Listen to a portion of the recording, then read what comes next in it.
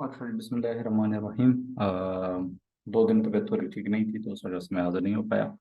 और लेकिन आज बेहतर है। तो एक तो इस ट्रेड को जो है एक्सप्लेन करते हैं कि ये ट्रेड क्यों ली थी, ठीक है। और दूसरा ये कि नस्डक की जो ट्रेड है, ठीक है, इन दोनों को एक्सप्लेन करते हैं कि क्यों ली थी, रीज़न क्या था वगैरह वगैरह, ठीक है, लर्निंग पर्पज़ के लिए। लेकिन सबसे पहले नस्डक वाली ट्रेड को डिस्कस करते हैं और फिर हम गोल्ड की तरफ चलते हैं। हाँ, अच्छा। हाँ, कल शाम को इसी टाइम न्यूयॉर्क वाला सेशन था तो मैं लड़कों को कह रहा था कि भाई ये जो एरिया है, ठीक है, हमारा 173 वाला, ये पूरा एरिया सप्लाई का है, अच्छी सप्लाई नज़र आ रही है, लेकिन हम लोग इसमें कूदेंगे नहीं, ठीक है। हमें कोई इंगल्फ चाहिए M30 वगैरह की, देन हम लोग जो है वो इसको ट्रेड करेंगे।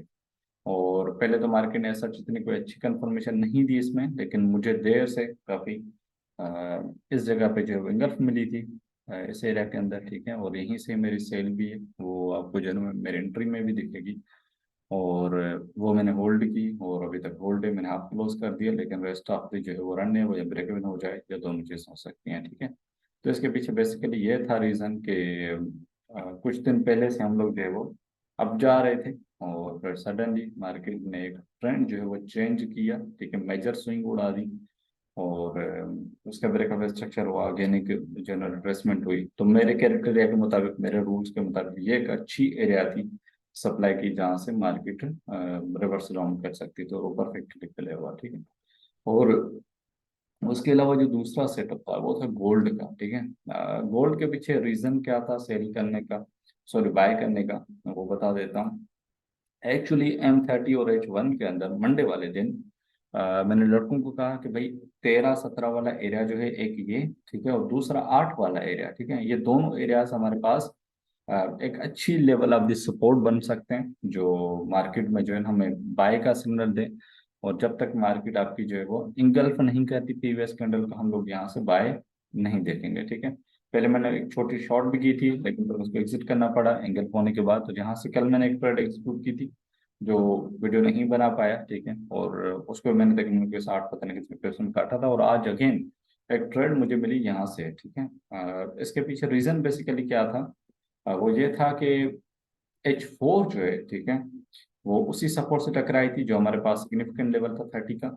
और इसने प्रीवियस कैंडल को इंगल्फ कर लिया था। और जो प्राइजेशन मेरे पास पड़े हैं उनको अच्छे से पता है कि ये हमारे एंट्री पॉइंट का एरिया होता है। और उसी के बेस पे जो है मैंने एंट्री ली, एंट्री थोड़ी लेट हो गई थी, लेकिन फिर भी 75 पिप्स जो है उसमें मैंने हाफ क्लोज किया। बाकी ज़ाहिर न्यूज़ की नज़र हो गया और काम सारा जो है वो निपट गया, ठीक है।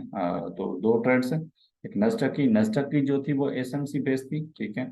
और इसकी जो गोल्ड की जो थी वो थी प्राइस एक्शन बेस्ड, ठीक है। तो इसके अंदर जैसे मैं पहले प्रीवियस वीडियोस के अंदर मैं कहता आया हूँ बार बार कि देखिए मसला मेथड्स के अंदर नहीं है, मसला आपके अंदर है, ठीक है। अगर आप कंसिस्टेंसी नहीं रखेंगे, अगेन एंड अगेन आप ट्रेड नहीं जो है ना उस मेथड को करेंगे, तो जाहिर है कभी भी आपको परफेक्शन नहीं दे सकता, ठीक है।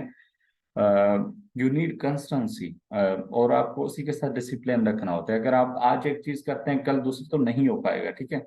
मैं दोनों चीजों को इसलिए जो है ना वो यूज करता हूँ क्योंकि मैं कंडीशंस को जानता हूँ, मुझे दोनों पे गुरूर है। मैं प्राइस एक्शन भी उसी तरीके से अच्छा करता हूँ, तो SMC भी, ठीक है। सो मेथड कोई बुरा नहीं होता, कंडीशंस पे डिपेंड करता है। अब अगर मैं इसमें प्राइस एक्शन करने की कोशिश करूँ नस्डक में, तो शायद मुझे धो के रख देता, ठीक है, क्योंकि मुझे कंडीशन नहीं लग रही थी प्राइस एक्शन की, मुझे SMC की लग रही थी। और सिमिलरली अगर मैं SMC करता उसके अंदर, तो शायद मुझे उस तरीके की सक्सेस ना मिलती। सो अकॉर्डिंग दी कंडीशन हम जो है ना वो एक्ट करते हैं, उसके सिवाय से काम नहीं बनता, ठीक है। सो आई होप तो कुछ नया जो है ना वो लर्न करने को मिला होगा। और कोशिश करें कि जो भी मेथड आपका है उसको अगेन एंड अगेन करें, उसमें अपनी मिस्टेक्स निकालें। और देन जो है ना वो आप कोशिश करें कि रिस्क ना ही लिया जाए शुरू में, तो बेहतर है। पहले प्रूव करें अपने मेथड को और देन उस पर रिस्क लेना शुरू करें। कोई भी साइकोलॉजिकल क्वेश्चन हो या फिर ये कि कोई टेक्निकल में आपको मसला हो रहा हो, तो फील फ्री आप जो है ना मुझसे रब्ता कर सकते हैं। और अगर हम पेंडिंग जो है ना वो पेड मेंटोरिंग के अंदर आना चाहते हैं तो भी रब्ता कर सकते हैं। व्हाट्सएप की जो है ना वो नंबर्स मैं नीचे डिस्क्रिप्शन में जो है ना वो डाल दूंगा। सो टिल द नेक्स्ट, अल्लाह हाफिज़।